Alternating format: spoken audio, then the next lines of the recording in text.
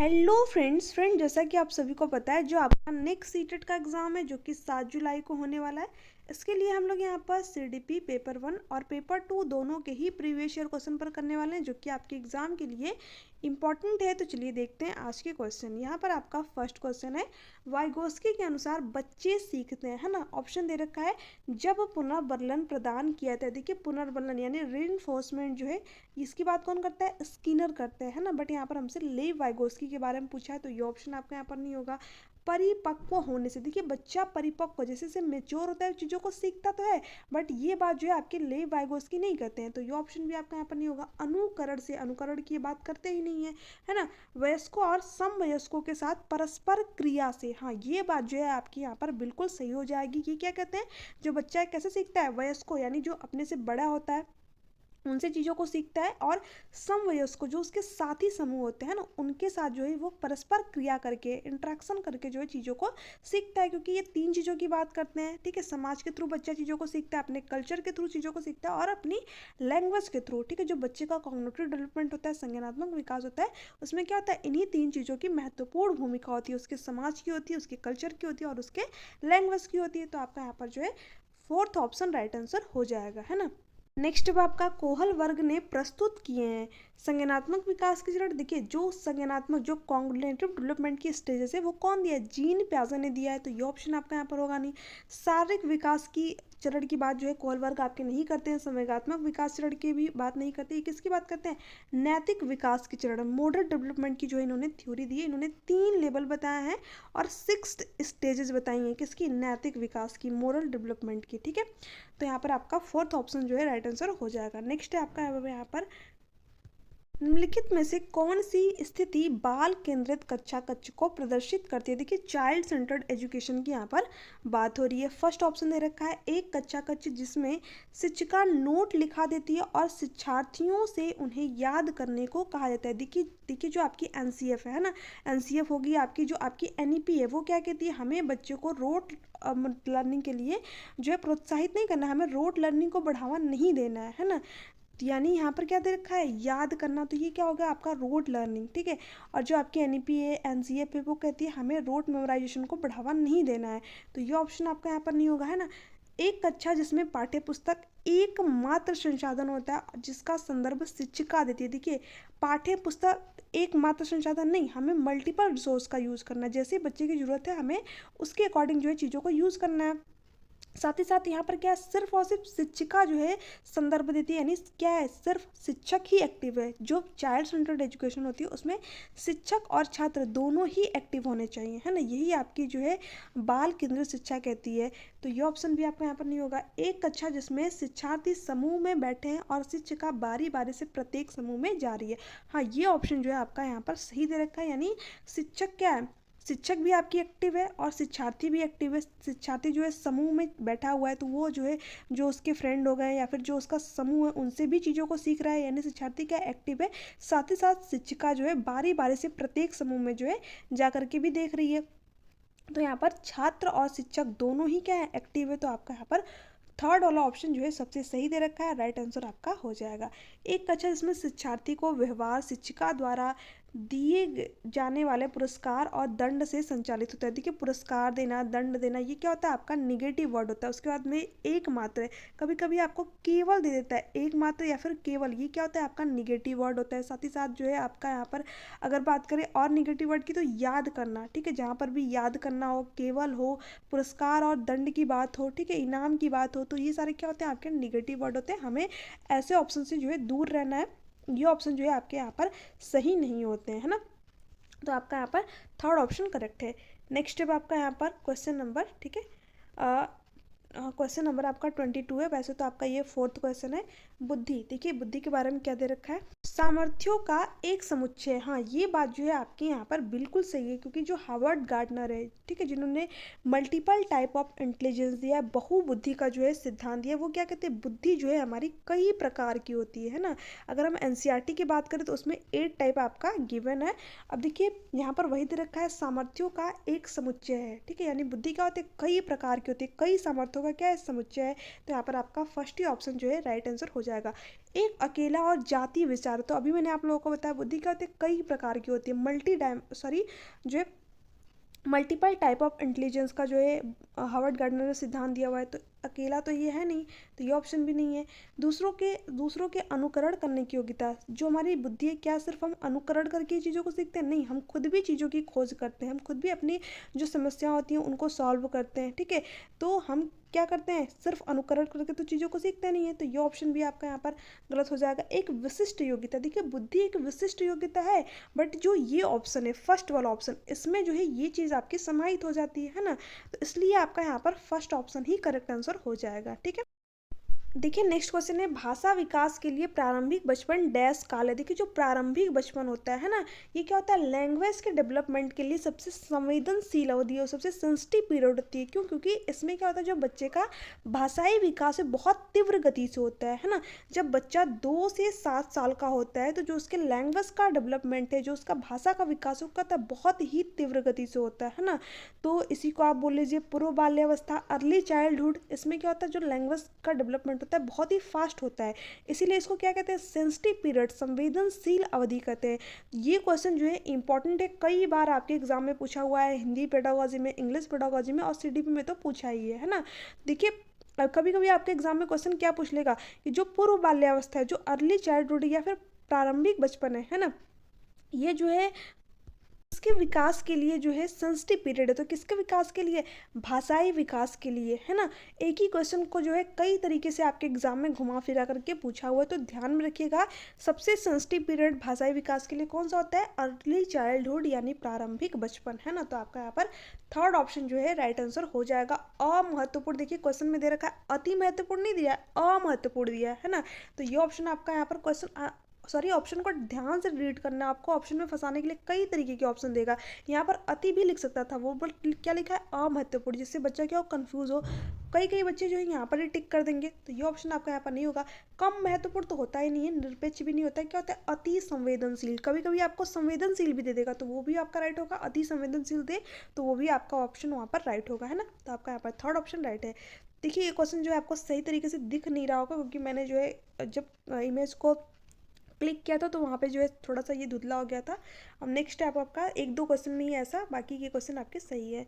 देखिए क्या दे रखा है, एक शिक्षा कक्षा में लड़कों से शिक्षक ये कहता है लड़के बनो और लड़कियां जैसे व्यवहार मत करो। ये टिप्पणी जाति भेदभाव का परिचायक है। देखिए जाति की यहाँ पर बात नहीं हो रही है, ये क्या है, स्टीरियोटाइप है, जेंडर स्टीरियोटाइप, ठीक है। क्योंकि बच्चा क्या कर रहा है, लड़का और लड़की में भी भेद कर रहा है ना। ये किसी जाति में थोड़ी भेद कर रहा है। लड़के लड़कियों के साथ व्यवहार का एक अच्छा उदाहरण है, नहीं, अच्छा उदाहरण तो बिल्कुल भी नहीं है। क्योंकि लड़का क्या बोल रहा है कि लड़के बनो, लड़कियां नहीं बनो, है ना, लड़कियों की तरह व्यवहार नहीं करो। तो ये ऑप्शन भी आपका यहाँ पर नहीं होगा। लड़के लड़कियों में भेदभाव की रूढ़िबद्ध धारणा प्रकट करती है। हाँ, ये बात जो है आपके यहाँ पर सही, जो हमारे समाज में पहले से ही चला आ रहा है कि जो लड़के होते हैं वो रोते नहीं है, लड़कियाँ जो है हमेशा रोती हैं, लड़कियों की तरह व्यवहार मत करो। तो ये क्या है, एक जेंडर स्टीरियोटाइप है, ये रूढ़िबद्ध धारणा है जो कि हमारे समाज में चली आ रही है। जो बच्चा देखता है अपने समाज में, अपनी सोसाइटी में, अपने स्कूल में, वही सारी चीज़ें वो सीखता है ना। तो यहाँ पर क्या होगा, ये बच्चा किस चीज़ को प्रदर्शित कर रहा है, जेंडर रूढ़िवाद, जेंडर स्टीरियोटाइप को प्रदर्शित कर रहा है। तो आपका यहाँ पर थर्ड ऑप्शन जो है राइट आंसर हो जाएगा। लड़कियों पर लड़कों की जीव वैज्ञानिक महत्ता को उजागर करती है। देखिए ये सारी चीज़ें आपकी यहाँ पर गलत है, इसका यहाँ से कोई लेना देना नहीं है। नेक्स्ट आकलन, ठीक है, वो देखिए सिर्फ 2 ही क्वेश्चन में जो है आपका थोड़ा सा धुंधला दे रखा था, मैनेज कर लीजिएगा थोड़ा सा। ये आपका नेक्स्ट, इसके आगे क्वेश्चन आपके सही हैं। बाकी देखिए क्या दे रखा है, आकलन बच्चों को लेबल करने, नाम देने और वर्गीकृत करने की अच्छी रणनीति। देखिए जो आकलन होता है ना, ये बच्चे में कहाँ पर कमी रह गई है, उसके सीखने में कहाँ कमी है, उस चीज़ के लिए होता है। ये नहीं होता है कि हम बच्चों को अलग थलग कर दे, उसका सेग्रीगेशन कर दे, वर्गीकृत कर दे। ये क्या होते हैं, निगेटिव वर्ड होते हैं। हमें बच्चों को अलग थलग नहीं करना है, क्योंकि आपकी जो इंक्लूसिव एजुकेशन है, सब आप ऐसी शिक्षा है, वो क्या कहती है कि हमें बच्चों को एक साथ एजुकेशन प्रोवाइड करनी है ना। तो ये ऑप्शन आपका यहाँ पर होगा नहीं। लेबलिंग करना, ये क्या होता है, आपका निगेटिव वर्ड होता है। हमें बच्चे की लेबलिंग नहीं करना है। बच्चों में प्रतियोगात्मक भावना को सक्रिय रूप से बढ़ावा देना। देखिए प्रतियोगात्मक भावना, ठीक है, कंपटीशन की भावना को हमें बढ़ावा नहीं देना है ना। तो ये ऑप्शन भी आपका यहाँ पर नहीं होगा। सीखने को सुनिश्चित करने के लिए तनाव और दबाव को उत्पन्न नहीं करना। देखिए, जब बच्चा तनाव और दबाव में रहेगा तो चीज़ों को कैसे सीखेगा, है ना? वो तो उसके अंदर डर पैदा होगा, भय पैदा होगा, वो सीख ही नहीं पाएगा चीज़ों को। तो ये ऑप्शन भी आपका यहाँ पर नहीं होगा। सीखने में सुधार का एक तरीका है। हाँ, अभी मैंने आप लोगों को बताया कि आकलन जो है क्यों किया जाता है, कहाँ पर बच्चे के सीखने में कमी रह जाती है, इसलिए जो है आकलन उसका किया जाता है ना? वहाँ पर जो है उसको किस तरीके से जो है उसको संशोधित किया जाए, किस तरीके से जो है उसको एजुकेशन प्रोवाइड किया जाए, इसलिए बच्चे का आकलन किया जाता है कि उसके सीखने में जो है कहाँ पर वो कमी हो रही है। ठीक है, तो आपका यहाँ पर क्या होता है, आपका फोर्थ ऑप्शन जो है राइट आंसर हो जाएगा। नेक्स्ट है, में से कौन सा एक कथन समावेशन का सबसे अच्छा वर्णन है ना? देखिए, फर्स्ट ऑप्शन है, यह एक विश्वास है कि बच्चे को अपनी योग्यता के अनुसार अलग किया जाना चाहिए। देखिए, अलग करना, सेग्रीगेशन करना, ये क्या होता है, आपका निगेटिव वर्ड होता है। हमें बच्चे को अलग नहीं करना है, हमें समावेशित करके, समावेशन का मतलब ये होता है कि प्रत्येक बच्चे को अपने अंदर समाहित करके एजुकेशन प्रोवाइड किया जाए, है ना? तो ये ऑप्शन आपका यहाँ पर नहीं होगा। यह एक विश्वास है कि कुछ बच्चे कभी कुछ सीख ही नहीं सकते। देखिए, प्रत्येक बच्चा क्या होता है, अपने आप में यूनिक होता है, अनोखा होता है, और प्रत्येक बच्चा सीख सकता है ना? हमें क्या करना चाहिए, उसकी ज़रूरत के अकॉर्डिंग उसको चीज़ें प्रोवाइड करनी चाहिए, उसको हेल्प जो है, अगर उसको ज़रूरत है तो उसे हेल्प प्रोवाइड की जाए। ठीक है, तो ऐसे में क्या होगा, बच्चा चीज़ों को सीख पाएगा। बट यहाँ पर दे रखा है कि बच्चे कभी कुछ सीख ही नहीं सकते, कुछ बच्चे, तो ये ऑप्शन भी आपका यहाँ पर नहीं होगा। यह एक दर्शन है कि सभी बच्चे को नियमित विद्यालय प्रणाली में समान शिक्षा प्राप्त करने का अधिकार है। हाँ, ये बात जो है आपकी यहाँ पर बिल्कुल सही तरह की है। जो आपका समावेशन है वो यही कहता है कि प्रत्येक बच्चे को क्या करना चाहिए, नियमित विद्यालय में जो है समान शिक्षा प्राप्त करने का अधिकार है। तो आपका यहाँ पर थर्ड ऑप्शन जो है राइट आंसर हो जाएगा। जैसे कि देखिए, जो हमारी प्रकृति है वो अपने अंदर सभी प्रकार के जो है व्यक्तियों को समाहित की हुई है। ठीक है, क्योंकि हर व्यक्ति के अंदर क्या है, इंडिविजुअल डिफरेंसेस है, कोई व्यक्ति दूसरे के जैसा नहीं है ना? तो ऐसे में जब हमारे अंदर प्रकृति भेदभाव नहीं करती, सबको समाहित करके, तो विद्यालय क्यों भेदभाव करेगा, है ना? विद्यालय भी क्या करेगा, सबको समाहित करके एजुकेशन प्रोवाइड करनी चाहिए विद्यालय को भी। यही आपकी जो है समावेशी शिक्षा कहती है ना? तो आपका यहाँ पर थर्ड ऑप्शन जो है करेक्ट है। यह एक दर्शन है कि विशेष बच्चे स्वर्ग के विशेष उपहार है, नहीं, ये भी आपका यहाँ पर गलत है। ठीक है, प्रत्येक बच्चा यूनिक है। नेक्स्ट है, वंचित वर्ग की पृष्ठभूमि के बच्चे को शिक्षा प्रदान करने के लिए शिक्षक को चाहिए कि उन्हें बहुत सा लिखित कार्य, देखिए वंचित वर्ग से बच्चा और उसको बहुत सारा लिखित कार्य देना, ये आपका कहीं भी तरीके से सही नहीं होगा। उनके विषय से अधिक जानकारी जुटाने का प्रयास करें और उन्हें कक्षा में होने वाली चर्चा में शामिल करें। हाँ, ये बात जो है आपके यहाँ पर बिल्कुल सही रखी है। हम क्या करें, उसके बारे में जानें। ठीक है, जो उसका प्रीवियस नॉलेज है उससे जोड़ करके उसको चीज़ों को सिखाएं। यही तो आपकी एनसीएफ भी कहती है, ठीक है, एनईपी भी कहती है। और साथ ही साथ कक्षा में जो चर्चाएं हो रही हैं उनमें भी उसको शामिल करें, ताकि कक्षा के बारे में बच्चा जो है थोड़ा सा जान सके। जो वहाँ पे जो कक्षा में बच्चे हैं उनके बारे में बच्चा जाने, उनके समाज के बारे में बच्चा जाने, है ना? तो आपका क्या होगा, थर्ड ऑप्शन जो है राइट दे रखा है। उन्हें कक्षा में अलग बैठा नहीं, यही तो अभी मैंने आप लोगों को बताया, जो समावेशी शिक्षा क्या कहती है, हमें अलग थलग नहीं करना है, सेग्रीगेशन नहीं करना है, हमको सबको समाहित करके एजुकेशन प्रोवाइड करनी है। तो ये ऑप्शन आपका यहाँ पर नहीं होगा। उन पर ध्यान न दे क्योंकि वे दूसरे शिक्षार्थियों के साथ जो है अंतःक्रिया नहीं कर सकते, नहीं, देखिए ऐसी कोई बात ही नहीं है। प्रत्येक बच्चा क्या है, यूनिक है, सीख सकता है, अंतःक्रिया इंटरेक्शन क्यों नहीं कर सकता? तो ये ऑप्शन आपका यहाँ पर गलत होगा। यहाँ पर क्या है, थर्ड ऑप्शन जो है सबसे बेस्ट है आपका। नेक्स्ट है, निम्नलिखित में से कौन सा व्यवहार बच्चे की अधिगम निर्योग्यता की पहचान करता है? ठीक है, देखिए जो अधिगम निर्योग्यता की अगर हम बात करें तो बच्चे का क्या होता है, मनोभाव जो होता है वो क्या होता है, जल्दी जल्दी क्या होता है, बदलता रहता है ना, मूड स्विंग होता है। तो यही क्या होती है, आपकी अधिगम निर्योग्यता होती है। ठीक है, तो आपका यहाँ पर जो है फर्स्ट ऑप्शन राइट हो जाएगा। अपमानजनक व्यवहार, देखिए इसका आपका अधिगम निर्योग्यता से कोई संबंध नहीं होता है। बी को डी, ठीक है, वास को सा, और 21 को 12 लिखना। ठीक है, तो देखिए ये किससे संबंधित होता है, आपका डिसलेक्सिया से। ठीक है, डिसलेक्सिया से संबंधित होता है, जिसमें कि पठन संबंधी विकार होता है बच्चे को, जिसमें कि बी को डी पढ़ता है, वास को सा पढ़ता है, ठीक है, 21 को 12 पढ़ता है। तो ये क्या होता है, आपका पठन संबंधी जो है एक विकार होता है। ध्यान में रखना है, ये भी क्वेश्चन पूछ लेता है कि अगर जो एक बच्चा है वो बी को डी पढ़ता है, वास को सा पढ़ता है, तो उसे कौन सा विकार है, तो क्या है, डिसलेक्सिया है, पठन संबंधी उसको क्या है, विकार है। ठीक है, इंपॉर्टेंट है, ध्यान में रखिएगा। नेक्स्ट स्टेप आपका यहाँ पर, तो यहाँ पर आपका फर्स्ट है कम अवधान विस्तार और उच्च शारीरिक गतिविधि, ये भी आपका यहाँ पर नहीं होगा। ठीक है, नेक्स्ट है, देखिए एक बच्चा जो आंशिक रूप से देख सकता है, देखिए बच्चा क्या कर रहा है, आंशिक रूप से यानी थोड़ी बहुत जो है चीज़ों को देख रहा है, बिना किसी विशेष प्रावधान के उसे नियमित विद्यालय में डालना चाहिए। देखिए जो आपकी इंक्लूसिव एजुकेशन है, समावेशी शिक्षा, वो क्या कहती है, एज पर नीड जो है एजुकेशन प्रोवाइड करनी है हमें बच्चे की जैसी नीड है ना, उसकी ज़रूरत के अकॉर्डिंग हमें चीज़ें उसको प्रोवाइड करनी है। तो देखिए यहाँ पर क्या दे रखा है, बिना किसी विशेष प्रावधान के। जब बच्चा आंशिक रूप से देख रहा है तो हमें क्या करना चाहिए, उसके लिए विशेष प्रावधान करना चाहिए, बट नियमित स्कूल में ही, ठीक है, नियमित विद्यालय में ही करना चाहिए, बट हमें उसकी ज़रूरत के अकॉर्डिंग उसको चीज़ें प्रोवाइड करनी चाहिए। तो ये ऑप्शन आपका यहाँ पर नहीं होगा। उसे शिक्षा नहीं देनी चाहिए क्योंकि वह उसके किसी काम नहीं आएगी। देखिए हमें प्रत्येक बच्चे को एजुकेशन प्रोवाइड करनी है ना, अगर बच्चा बिल्कुल भी नहीं देख पा रहा है तो भी हम उसे एजुकेशन प्रोवाइड करेंगे, बट उसकी ज़रूरत के अकॉर्डिंग उसको चीज़ें प्रोवाइड करेंगे, जैसे कि ब्रेल लिपि आपका हो गया, ठीक है, जो बच्चे देख नहीं पाते उनके लिए क्या किया जाता है, ब्रेल लिपि का यूज़ किया जाता है। बट यहाँ पर जो बच्चा है वो क्या कर रहा है, आंशिक रूप से देख सकता है, तो हम क्या करेंगे ऐसे में उसको कि क्लासरूम में आगे बैठाएंगे, ठीक है, बोर्ड पे जो है थोड़ा सा बड़ा बड़ा चीज़ों को लिखेंगे ताकि जो बच्चा है वो थोड़ा सा उसको देखने में हेल्प मिले, है ना। तो देखिए ये ऑप्शन भी आपका यहाँ पर नहीं होगा क्योंकि ये तो आपका बिल्कुल ही गलत दे रखा है। उसे अलग संस्था में डालने की आवश्यकता नहीं, अलग संस्था में भेजने की आवश्यकता नहीं है, ठीक है। ये आपकी एनईपी सॉरी ये आपकी इंक्लूसिव एजुकेशन नहीं कहती है, ये क्या कहती है, हमें बच्चों को एक ही साथ एजुकेशन प्रोवाइड करनी है, बट जिस बच्चे की जैसी ज़रूरत है हमें उस बच्चे को वैसी चीज़ें प्रोवाइड करनी है ना। तो देखिए यहाँ पर क्या दे रखा है, विशेष प्रावधान करते हुए उसे नियमित विद्यालय में रखना चाहिए। हाँ ये बात जो है आपकी यहाँ पर बिल्कुल सही दे रखी है, हमें क्या करना चाहिए, विशेष प्रावधान करना चाहिए, जैसे बच्चे की नीड है उसके अकॉर्डिंग उसको चीज़ें प्रोवाइड करनी चाहिए और उसे नियमित विद्यालय में ही भेजना चाहिए, है ना। तो आपका यहाँ पर जो है फोर्थ वाला ऑप्शन राइट आंसर हो जाएगा। अगर बच्चा नहीं देख सकता है तो उसको स्पर्श करने वाली चीज़ें जो है, ठीक है, वो प्रोवाइड करनी चाहिए, ठीक है। तो आपका यहाँ पर फोर्थ वाला ऑप्शन करेक्ट है। ईवीएस में क्वेश्चन पूछ लेता है आपसे, ठीक है, ईवीएस में आपका क्वेश्चन बच्चे पूछेगा कि जो बच्चे देख नहीं पाते उनके लिए जो है किस चीज़ का यूज़ किया जाता है, तो ब्रेल लिपि का यूज़ किया जाता है, ठीक है, ब्रेल लिपि, ध्यान में रखिएगा। ब्रेल लिपि जिसकी खोज किसने की थी, लुईस ब्रेल ने, है ना। ये भी क्वेश्चन पूछा हुआ है तो ध्यान में रखिएगा जो भी पेपर 1 यहाँ पर पढ़ रहे हैं, ठीक है।